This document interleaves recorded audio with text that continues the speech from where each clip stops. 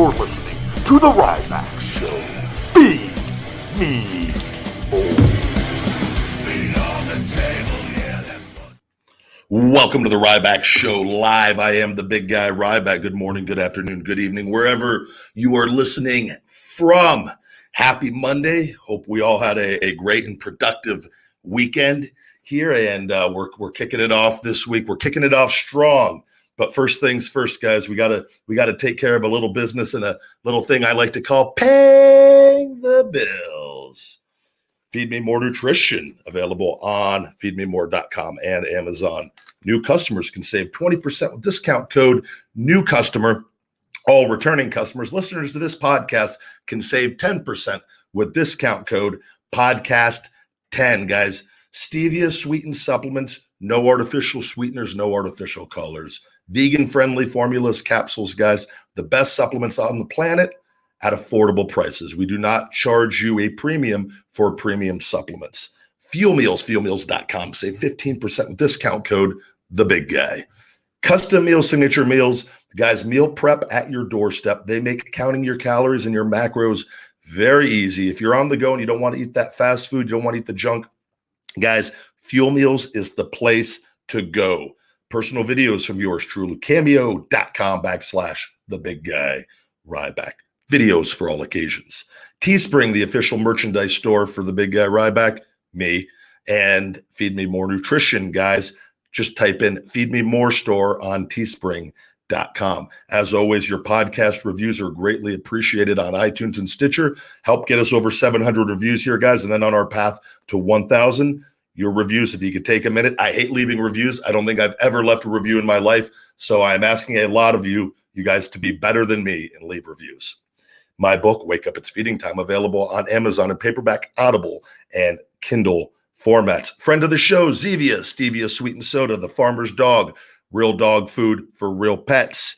Trupanion, the official pet insurance of Sophie and Little Guy. BioAccelerator, the stem cell company that has helped get me back together, given me my life back, the quality of my life back, and allowing me to be able to go back to wrestling once again. Final procedures, first week of February, guys. Contact Austin Aries. He works for BioAccelerator now. That's right, that Austin Aries, or BioAccelerator on all social media platforms, Instagram and Twitter mainly, guys. They can help answer your questions. And follow me on social media at Ryback, not verified anymore, on Twitter, the big guy Ryback 22 on TikTok and Instagram. Feed Me More Nutrition, The Ryback Show, Ryback TV. So many accounts, all those on Instagram, and Ryback 247 on Snapchat. I'm very active on all of them, guys. I literally, from morning to night, am just going, but check it out. And for all fan mail, P.O. Box 752740, Las Vegas, Nevada, 89136. I ask you limit it to 1 to 2 pieces with a self-addressed stamped envelope, guys. And I'll do my best. You could maybe be a part of a fan mail shell shocked on Ryback TV over there as well. Which, by the way, which you're watching on this, Ryback TV on YouTube, and Twitch at Ryback Rules for all my Twitchers. Ladies and gentlemen, without further ado, we're getting right into it this Monday. I've never actually officially spoken to him, but ladies and gentlemen, I'm going to be speaking to him now live. Dun, dun, dun. David Benoit, what's going on? How are you, sir? Doing very well. Thank you. Very polite of you. Thank you for the sir. Oh, no problem, sir. What's going on? Not a whole lot, man. Just enjoying this beautiful Canadian weather.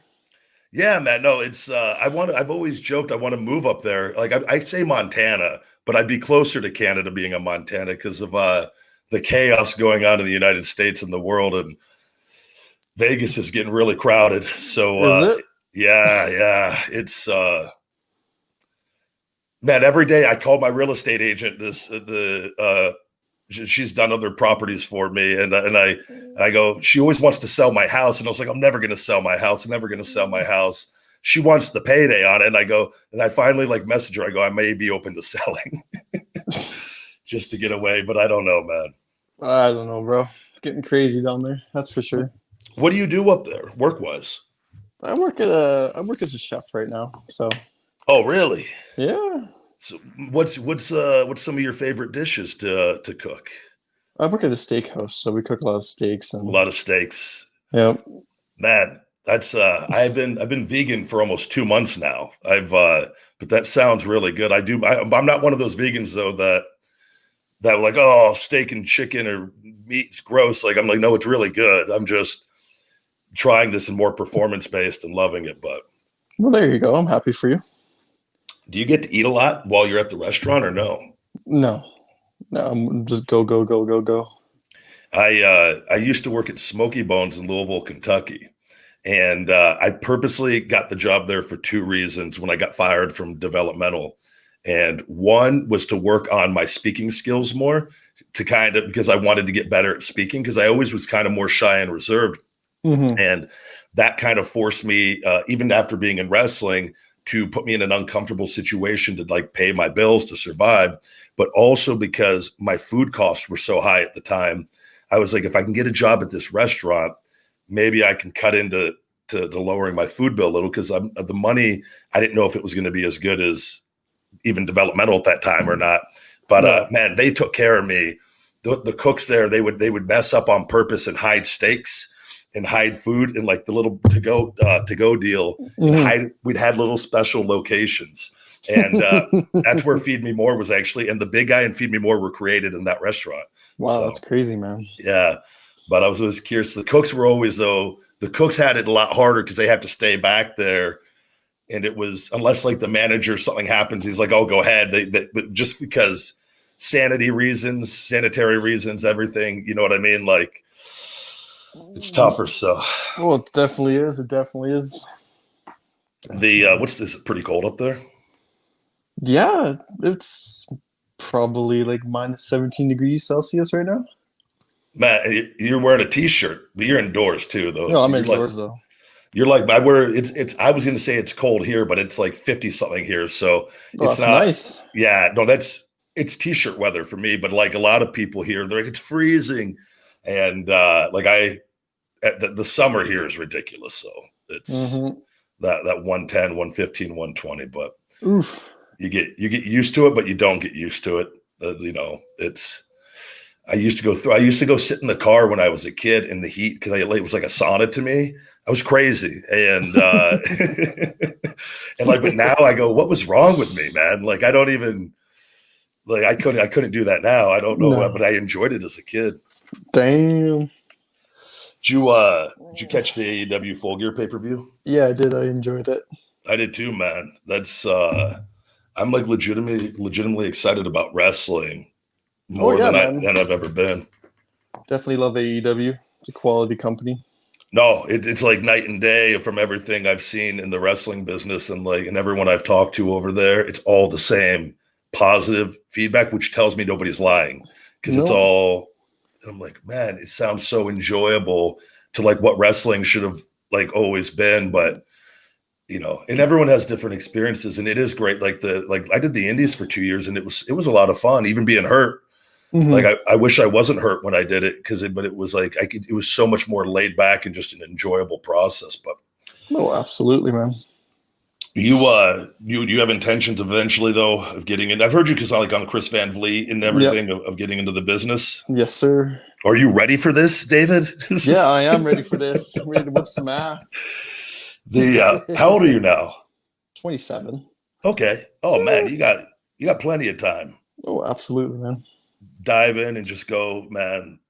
Balls to the wall. It's gonna be an enjoyable process for you. I feel like. I hope so, man. I hope so. You know.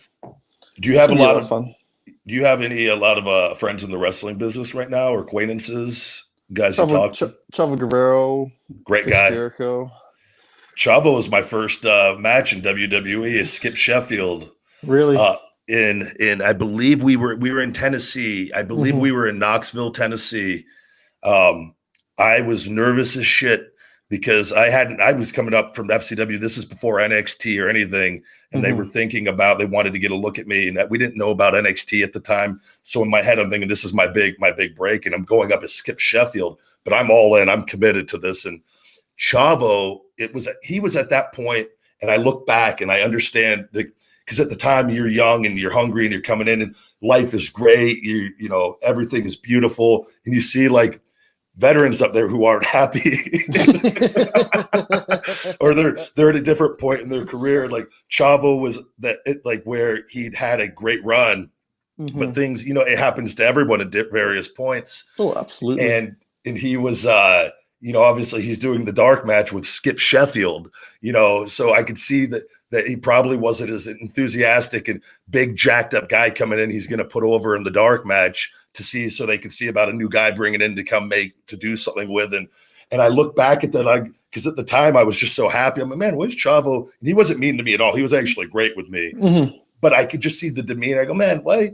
I don't understand why people aren't happy here. This is such a great, happy place, and life is beautiful. And the Chavo though came up to me and he goes, this whole match ended up going on the fly. He goes, what do you do? What do you want to do? Or do you have any ideas? And in my head, so in FCW, it was, I wanted to really do this move where it was a snapmare, and I go to the crowd, redneck, and then I slap the back of like the trap in the back. And it always got a great reaction at FCW. And I wanted to do some things to character-wise in there, but that was my first pitch to him. And I look back, and it was the stupidest thing. But you're nervous, and like he's asking, I just want to be like, I know this is going to get a reaction, so he'll be all for it. And he just looks at me, he goes, "Fuck that," and he walks away. We didn't talk about it. We go out there.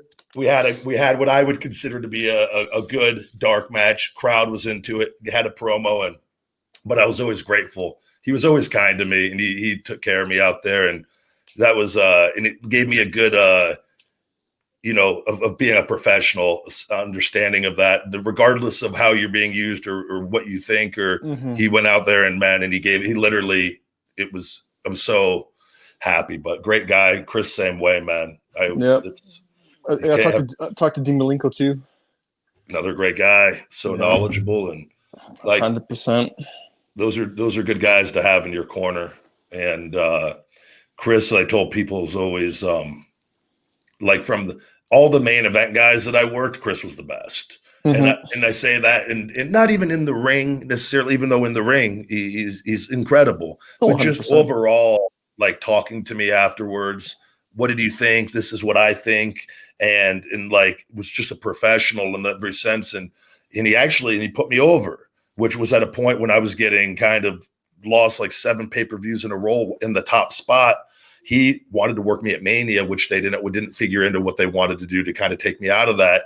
But I remember I was like, he wanted to put me over, and I was like, man, just a good dude. He didn't have to do that. That's him going out of his way, and help make sure maybe my career got a little bit better on track, even considering everything and then being a heel at that point. But that's like something you'll never forget. You're like, man, that's the way to be, not some of the other things that I experienced, which can sometimes rub off on guys. And, you end up bitter later in your career over like how to do business, where I was like, nope, I saw the right way to do it. And you hold on to that. So. Oh, absolutely, man. That's how I do it. How often do you talk to Chris? Quite often or not? Just he's busy. Once in the blue moon, man. He's busy as shit. You know how it is. When you leave that circle of wrestling, as far as being and it's like the cool thing about it is though, when you talk to people, it's like no time has gone by. Oh, 100%. It's like that with everyone I've ever talked to. It's like you just pick right up wherever you left off. Like, because most of the guys are down to the ground, like humble, grounded guys, and where like things don't really change over time. Their behavior stays very consistent. Oh, 100%. 100%. Chavo, man. Chavo's doing good things too. He has his own does he have his own beer now too? No, he has his own beer and podcast now, and yeah. That's no, he did the Glow. I think was it the Glow? Yeah, Glow. Yeah, on Netflix. He's like he's gotten some parts and done well, man, and stayed active after. I just saw him on Chris Van Vliet's show. Looks good, eh? He looks better than ever. I was like, man, this is guys are like, and he doesn't it gives me hope. That's what I was like, the vegan diet I've heard and seen people where they stay younger a lot longer. That's where I'm like, oh, hopefully I can come back, have no gray hair, nothing, and like look the same and in better shape, hopefully. Because like last thing I want to do is come back and look old. That's not the guy we remember. Nah. Man, so how tall are you? 6'1". Okay. Yeah. Oh man, you're a big guy. Hell yeah, man. That's the cutoff for big guys. I say 6'1" is where you got to be. You got to come in at around that to be able to be a believable big guy. Oh, 100%, bro. 100%. What are you weighing right now? Last time I checked, I think 215. Okay. What is David Benoit the ideal wrestling weight for you? Do you have an ideal weight or goals that you want to be physically? I like to be around like 225, 230. It's a good weight. 100%, you know? It's a respectable weight. Oh, 100%. How much you in the gym every day or with your schedule? Because I imagine working a regular job and stuff, it limits you a little bit with that, Well, I right? have to make appointments too now to go to the gym. So it's like, Really? yeah. Is that the situation? I didn't realize. What part of Canada are you in? Do you? I live in Alberta. Okay. Yeah. So you have to call the gym and make an appointment. Mm-hmm. How far in advance? You could do it a day in advance. So, but if you don't, so the thing is, though, if you get busy and you forget to book, today for tomorrow, and Tuesday you wake up, shit, I didn't book it. You probably aren't going to be able to get in. No. That's how it Oh is. man, It's fucked. It's fucked up here, bro. no, it's scary. I'm everything going on. Did you guys shut down too, the restaurant for a while, or did you stay working because of the takeout? No, we shut down. How long? We shut down in March and came back in June. No, July. June or July, we came back. Ooh. I worry about all of this. So the whole I speak to someone for having a business that has actually had my best months during all of this, but I had to kind of do some different things. But I noticed I've watched people's spending habits change a little bit. And the longer this goes on and the longer that more people are out of work or we're not fully back, it really, really presents a lot of problems.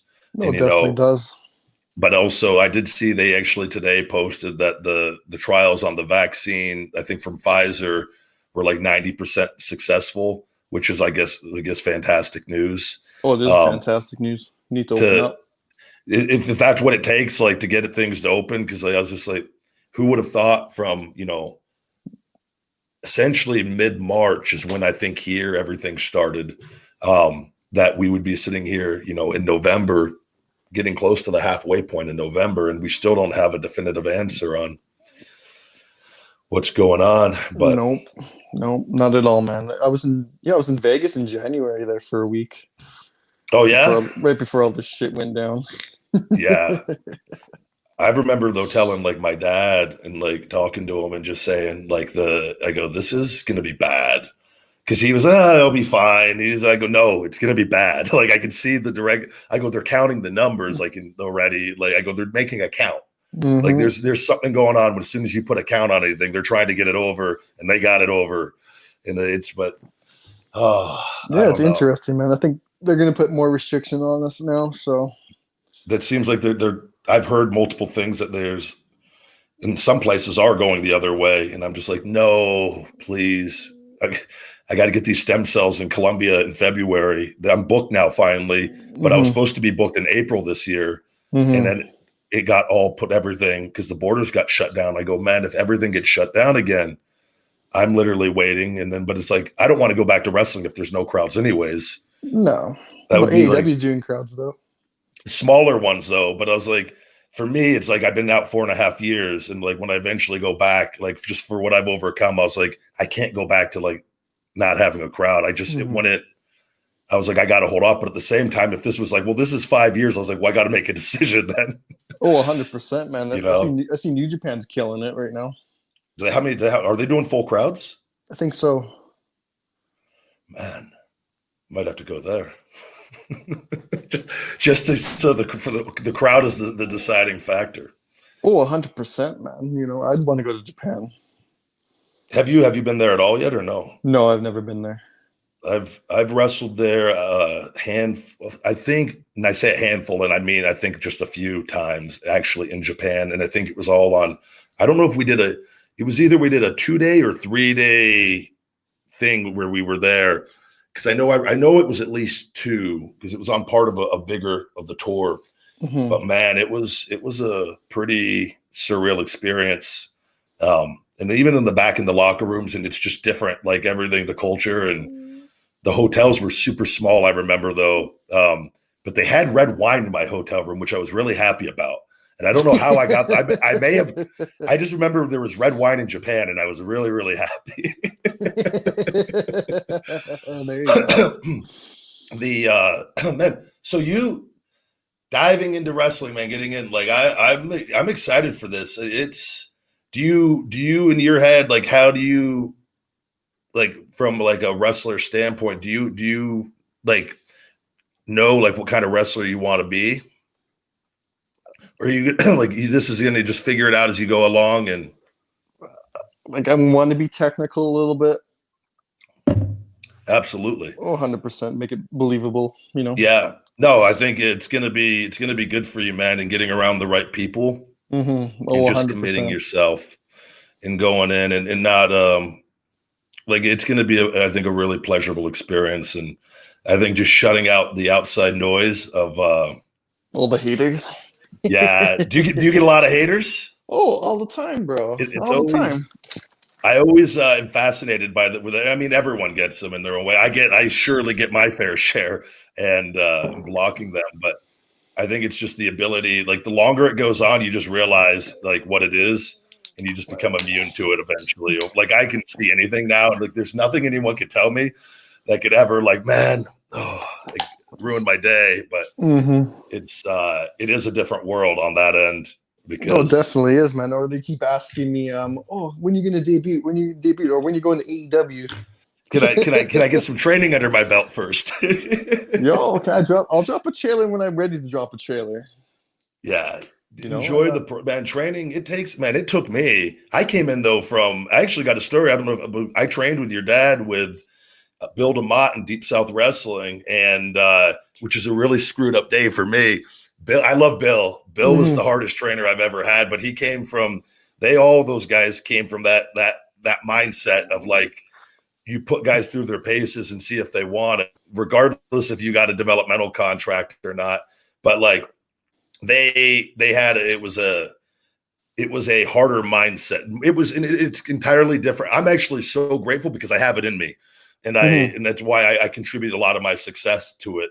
But and it's not as prevalent in today because it's not the way it is. And you could say for better or worse, I don't know. And would I want to go through it again? Absolutely not. But I remember Bill, we would have to do like all these calisthenics of the Hindu squats.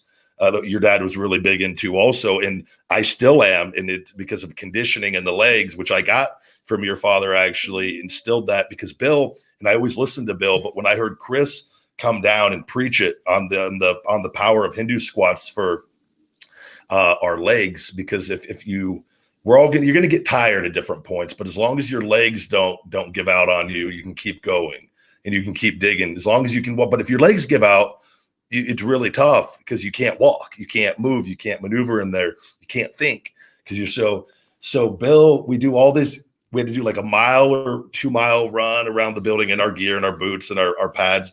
Chris wasn't there yet, and then we had to do all our Hindu squats, all our push-ups, 500 Hindu squats. This is before training, 100 push-ups, 100 crunches, and like then you get a quick water break. And then we'd go into drills for like 4 hours. Like this was every day for a year. Like, and then I'd have to do 2 classes. I would do 8-hour days sometimes where I'd get a quick break to go home and get lunch and then go right back. But I couldn't eat too much because I had to do all this thing. So I'd have to wait. Then I'd go make pounds of beef and rice-a-roni after practice to like get my calories so I wouldn't lose massive weight. But so we do all that and we get ready to start training, and then Chris comes and Chris goes, "Oh, the guys warmed up, everybody ready to go." And like I was so pumped because we all thought we were gonna like have a different trainer for the day, not our normal what we normally do. And Bill goes, "Nope, we haven't been waiting for you. We haven't done anything.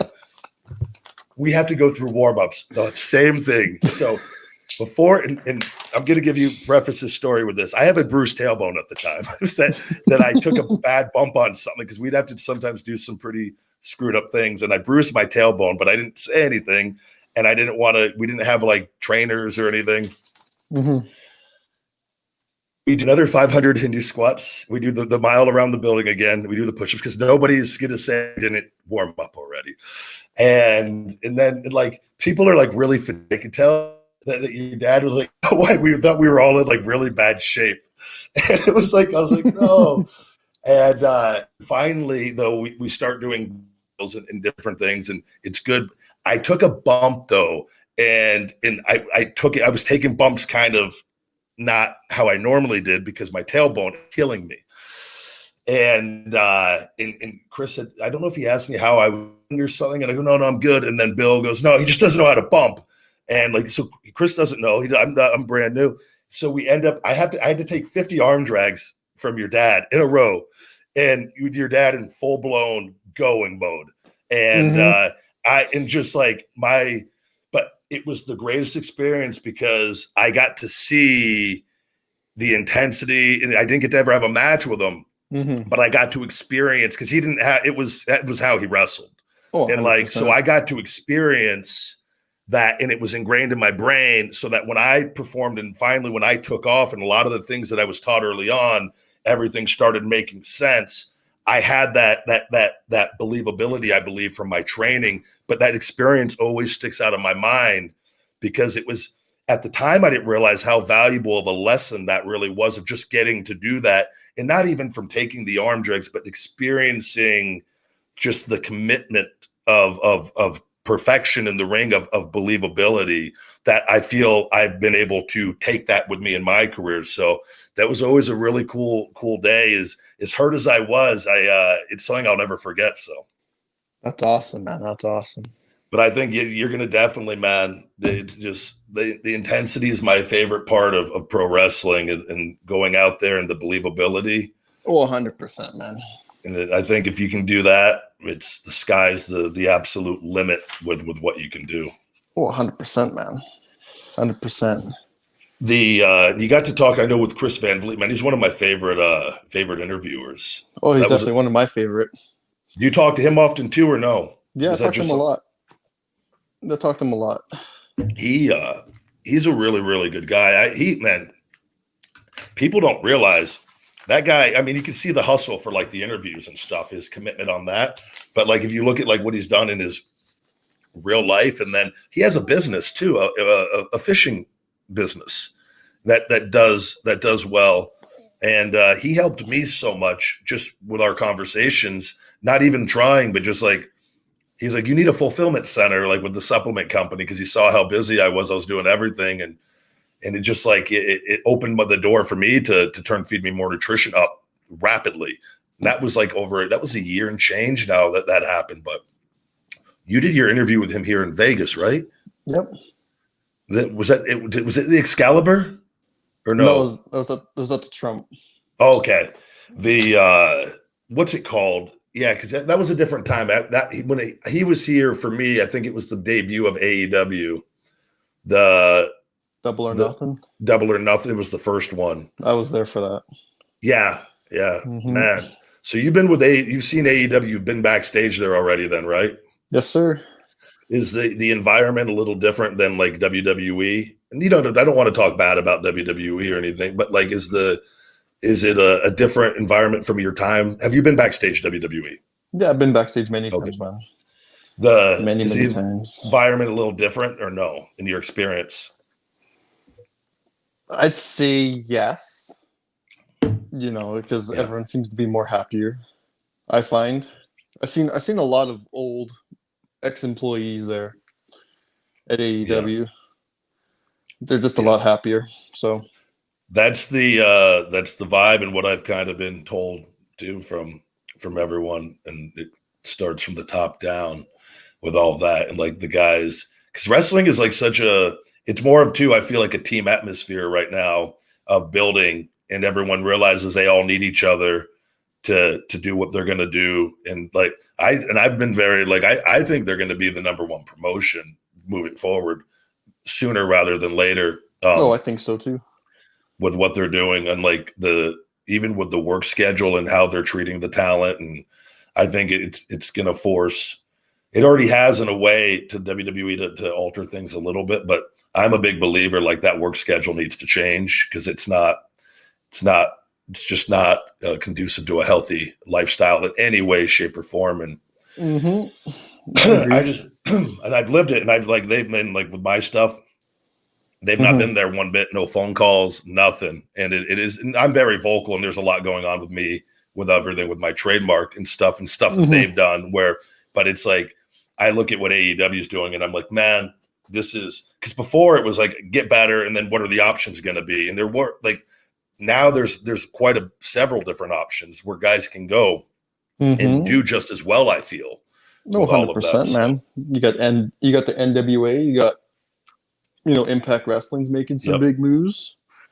New Japan has their stuff going on where they're running shows consistently, where guys just have options now. And like with like social media in this day and age, like I honestly think, and I've talked about this when I had on my wrestling show with like we do, but I go, I also have now started with the YouTube and gaining traction on there now.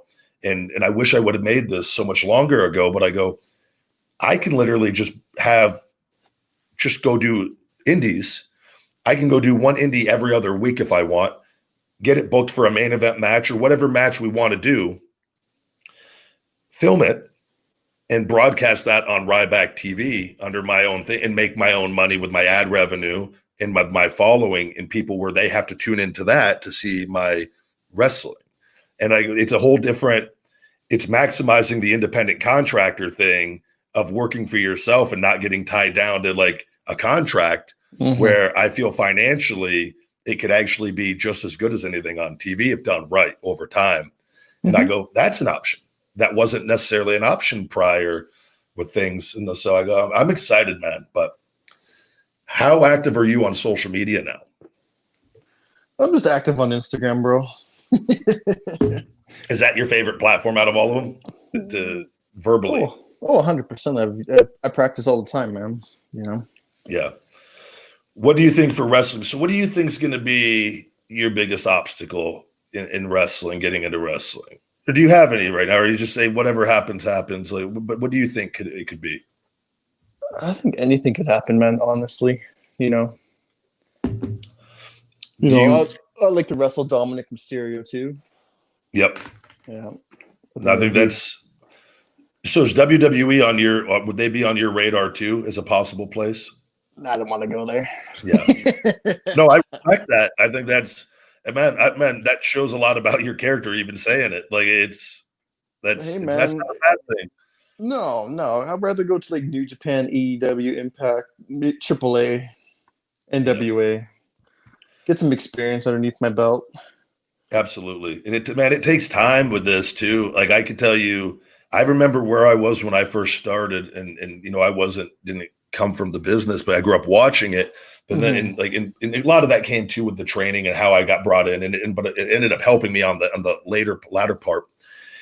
But where I had a lot of fear in me instilled in me early on, which held me back actually. And that was I had to get over the fear of And at the end of the day, I hold myself accountable for it. But I saw a lot of people give up, and I survived it. But it kind of stuck with me. It held me back a little bit progression-wise because I was afraid to do things because I was afraid of what people were going to say. Because when I did do it before, which I was never afraid of, I got ridiculed and embarrassed and tortured essentially in my first year. But I had to get over that eventually. Then I just realized wait, we can do whatever we want, and Dr. Tom Pritchard really was the first trainer that really allowed me to progress. And he never yelled or anything. He gave real good advice. And then he goes, do whatever you want out there, get over. And I go, what? He goes go get over, go try stuff. And I go, I'm not going to get in trouble for it. This was a legit conversation. He goes, no, man. He's he goes, I'll tell you if I ever see something I don't like. He goes, but go do whatever you want. And that's when I became Skip Sheffield and with everything. And I started having fun for the first time wrestling. And if you could just have fun. That's all I want to do, man. Let's just go out there and have some fun. Enjoy every day, man. Enjoy the process and just because hopefully sometimes steal the show. Yeah. No, because I got so caught up sometimes, and this was something I fell victim to, was I got caught up in my goals so much that where like certain things in specific with specifically for WWE, I was so caught up in my goals that I didn't enjoy the certain day-to-day processes as much as I could have.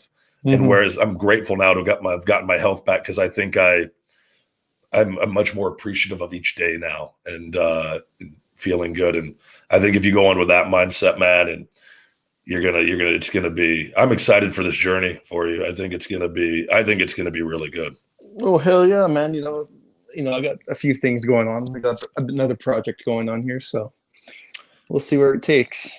Yep, just patience. I know you said what'd you want to know? I know you said about gaining weight. What are you doing to try to bulk up any? I've been eating a lot of chicken, fish, steaks, beef, all that. But let me ask like you, 6 meals a day. You count your calories or no? Yeah, no. It's a tough thing. It's not easy to do, especially, but it have you ever looked online though at that it's called a basal metabolic rate calculator? No, I've never looked at it. So if you type up in Google, like when we get done, if it's just type in basal metabolic rate calculator or BMR calculator, it'll pop, it'll give you a ton of options. And you go in and you plug in like your weight, your height, your activity level, and all these questions, just answer them honestly. And it will spit out like your daily calorie intake that you should be around, depending on what your goals are and or what you need. It'll tell you, oh, you should be at 3,000 calories a day to maintain your weight. And then you take that and then you go, okay, I'm going to do 3,500 calories a day for a month and see where I'm at and see where my body fat levels are at. But that's a way to give you kind of a rough idea in your head where it will really, really help you. Because when it comes to like gaining weight, you don't have to be scientific like a bodybuilder on it also, as long as you're getting you're in a calorie surplus every day. You know what I mean? But with that, you could sometimes put on like extra body fat too and whatnot, but you could also lose that when you start cutting. I just find if you have an idea ballpark, it'll make it a little more efficient for you. But it takes you. Do you have a fast metabolism naturally? Yeah, I got a very high metabolism. So that makes it a lot more difficult. You got to be really consistent with that. Oh, I definitely do. You got the best. I always say like that's the metabolism though. Like where I wish that I sometimes had it, but I'm grateful also because I can go every direction. Where I just got to work really hard in that direction, and I can get there relatively usually fairly quickly. So maybe it's not so bad. But I also though, like I always call it like the Ric Flair side fat. Like if I get sloppy on my calories for too long, I get that Ric Flair, that 80s, 90s physique Ric Flair where he's in shape, but he has that side fat. Like I have the same genetics as Ric Flair. He may be my father, actually. He was in Vegas a lot during the 80s. I have to look into that. We always got along really well too. But that's my like the deal. So, but it's you just got to eat every day. Oh, I do. I eat nonstop. What about the carbs? You getting the good carbs in? Very good carbs. What are some of your carb sources?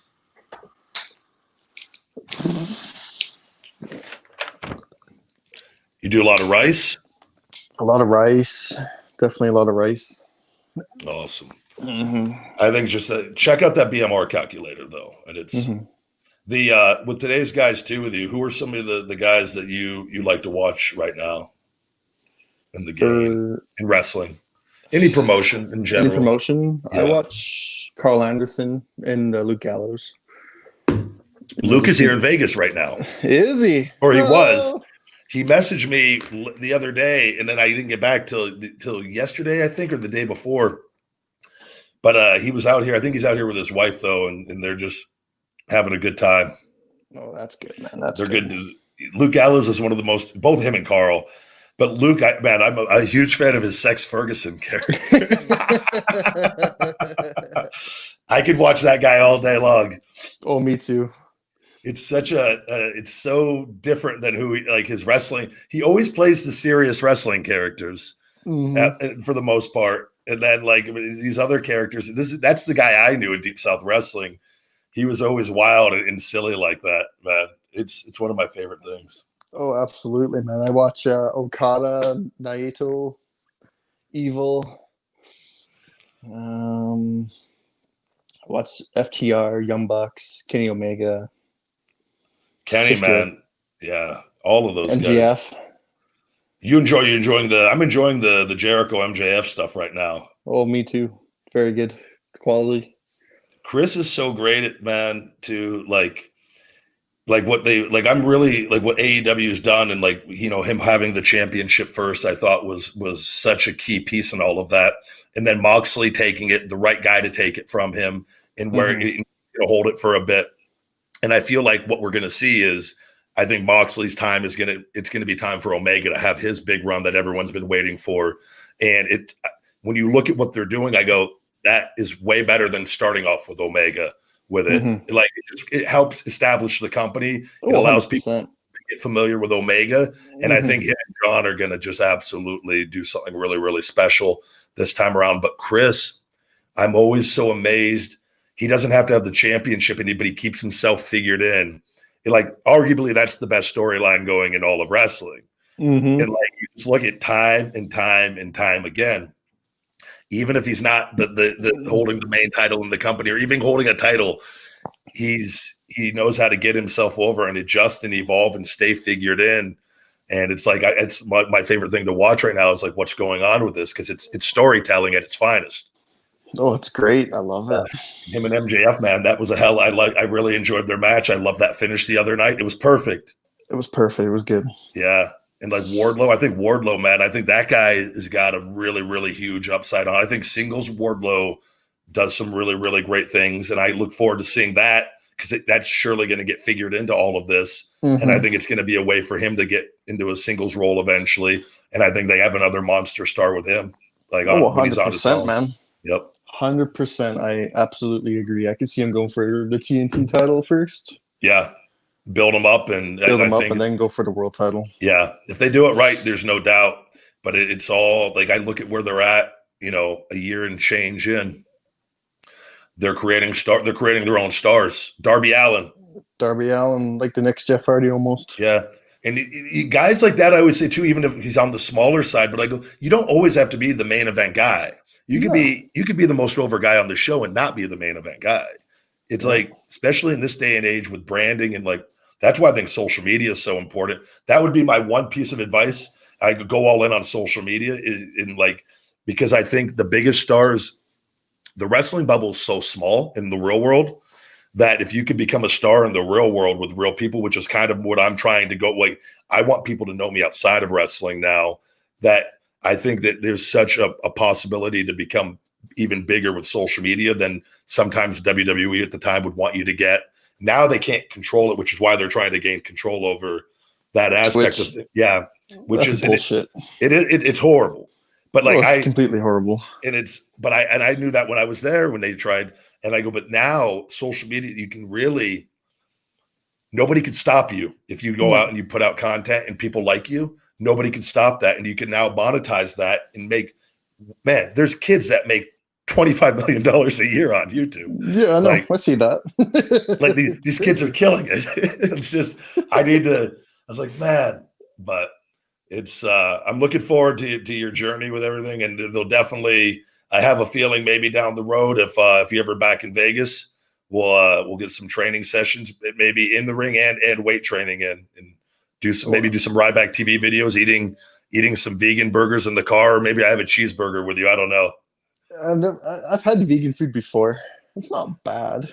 Man, the places in Vegas, I've been taking, my new quote is blows my balls off, because the food is so good. It literally it's better than a lot of the regular stuff that they're doing now. I go, how did they do this?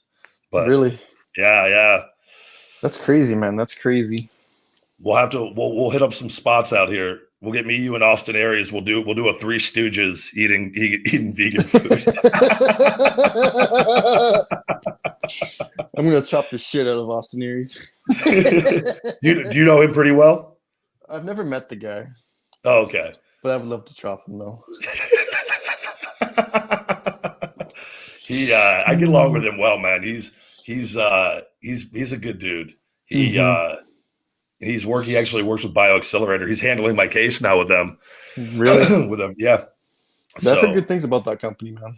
Brother, it's literally giving me my life back. Like I've got my health back. It's quality of life, everything. Like I was in a bad way. So people, not everyone, I've talked about it a million times, but I'm grateful. It's just, I've had 13 here. Man. Thank you. I look forward, man. I hope we get in the ring. That'll be fun. Yeah. I look forward to getting in the ring with you. I think that'd be a lot of fun. You can go and say I took 20 years off your career too. Nobody else has ever said anything bad about me, but some people hold on to that one. So I go, thanks, guys. Thanks, punk. But just go out there and work, have a good time, and be safe. Yeah, and just tear the roof off the place. Yep, it's the way I see it, man. Well, I don't want to take up too much more of your time. Anything else, man? You got anything else that we didn't talk about? I don't know. No, man. I don't know, man. I don't know. You're always welcome to come on, though, whenever you want. If you ever just have anything you want to talk about, just shoot me a message. I do the live shows now.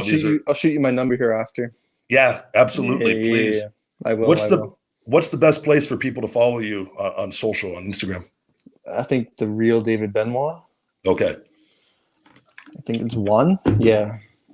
Or David Benoit 1 or something like that. I don't know. Well, you'll pop up as the choice, I believe, on that. Guys, what I'll do is let me find. I want to make sure we want people following the right account here. Yeah. Yeah, David Benoit 1 on Instagram. So there we go. Follow David, ladies and gentlemen. David, man, you have a great day. Thank you so much for coming on. Thank you, sir. I appreciate it.